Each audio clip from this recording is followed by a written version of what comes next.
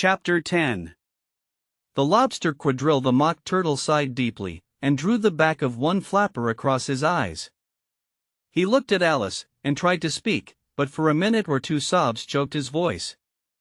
"Same as if he had a bone in his throat," said the Griffin, and it set to work shaking him and punching him in the back. At last the mock turtle recovered his voice, and, with tears running down his cheeks, he went on again. "You may not have lived much under the sea." "I haven't," said Alice, "and perhaps you were never even introduced to a lobster." Alice began to say "I once tasted," but checked herself hastily, and said "No, never, so you can have no idea what a delightful thing a lobster quadrille is." "No, indeed," said Alice. "What sort of a dance is it?"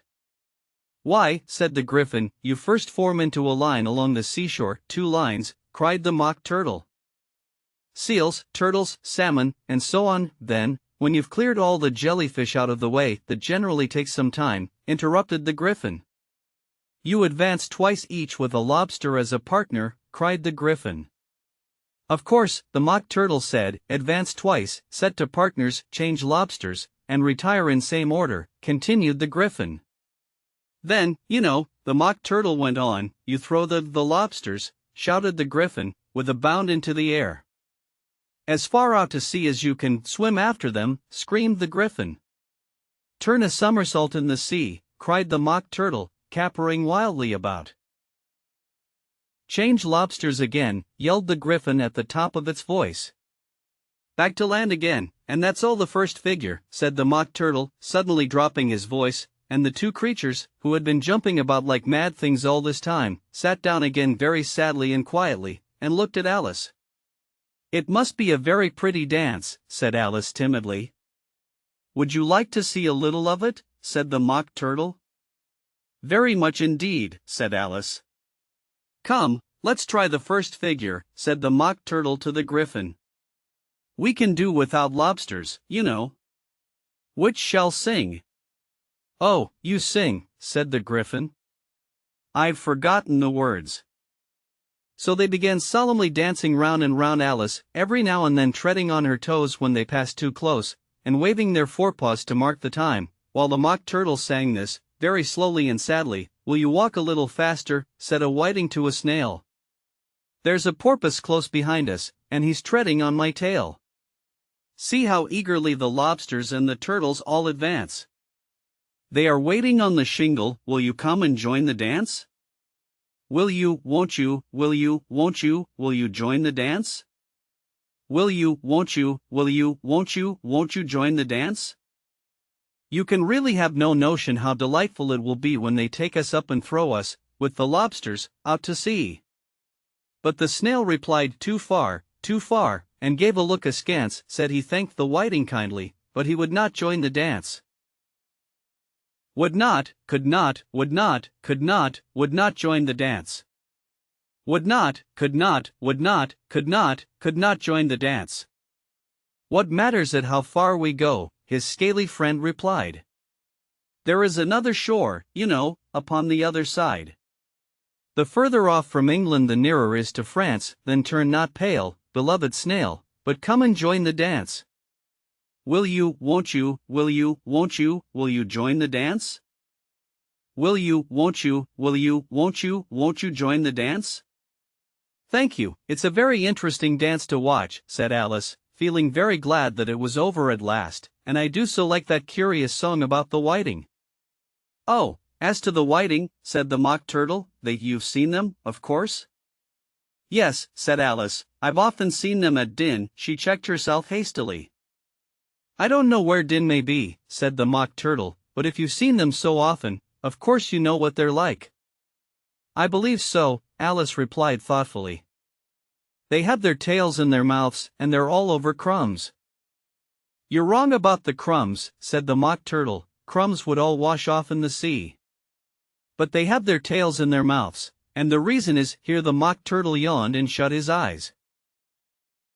"Tell her about the reason and all that," he said to the Griffin.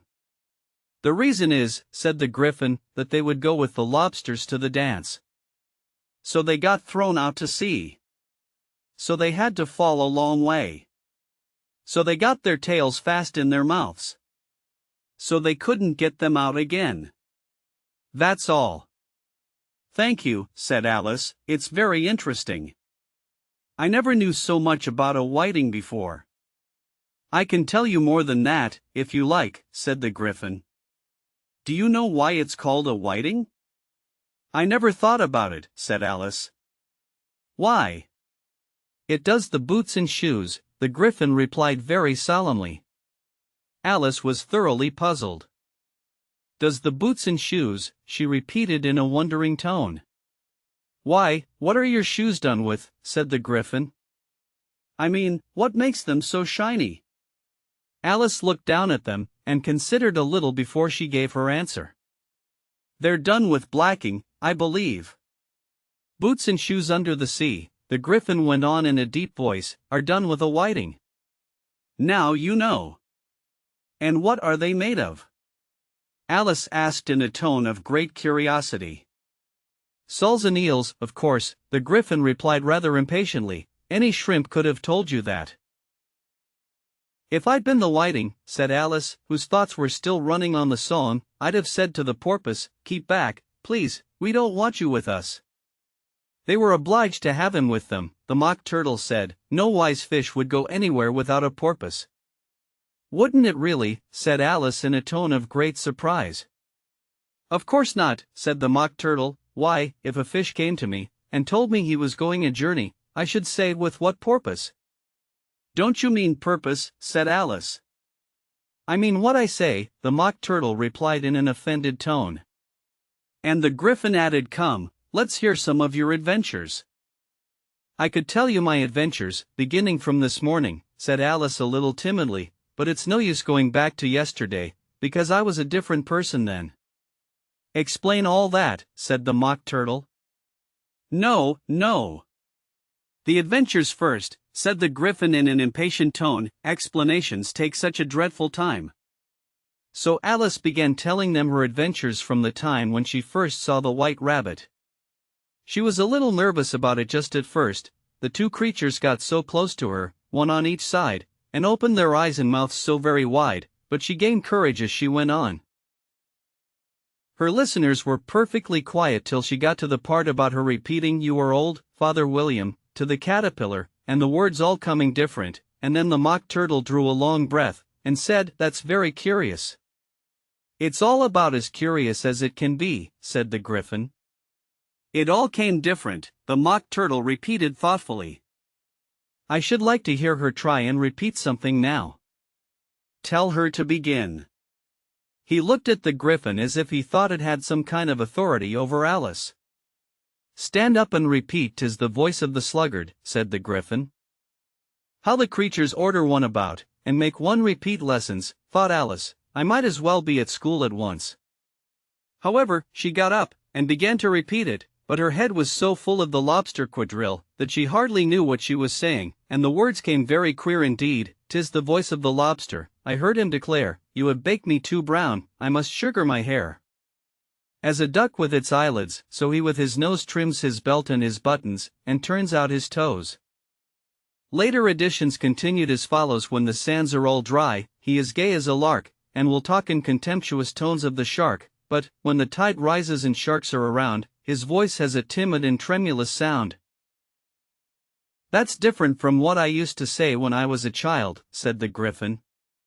"Well, I never heard it before," said the Mock Turtle, "but it sounds uncommon nonsense." Alice said nothing. She had sat down with her face in her hands, wondering if anything would ever happen in a natural way again. "I should like to have it explained," said the Mock Turtle. "She can't explain it," said the Griffin hastily. "Go on with the next verse." "But about his toes," the Mock Turtle persisted. "How could he turn them out with his nose, you know? It's the first position in dancing." Alice said, but was dreadfully puzzled by the whole thing, and longed to change the subject. "Go on with the next verse," the Griffin repeated impatiently. "It begins, 'I passed by his garden.'" Alice did not dare to disobey, though she felt sure it would all come wrong, and she went on in a trembling voice, "I passed by his garden, and marked, with one eye, how the owl and the panther were sharing a pie. Later editions continued as follows: the panther took pie crust, and gravy, and meat, while the owl had the dish as its share of the treat. When the pie was all finished, the owl, as a boon, was kindly permitted to pocket the spoon, while the panther received knife and fork with a growl, and concluded the banquet. "What is the use of repeating all that stuff?" the Mock Turtle interrupted, "if you don't explain it as you go on? It's by far the most confusing thing I ever heard." "Yes, I think you'd better leave off," said the Gryphon, and Alice was only too glad to do so.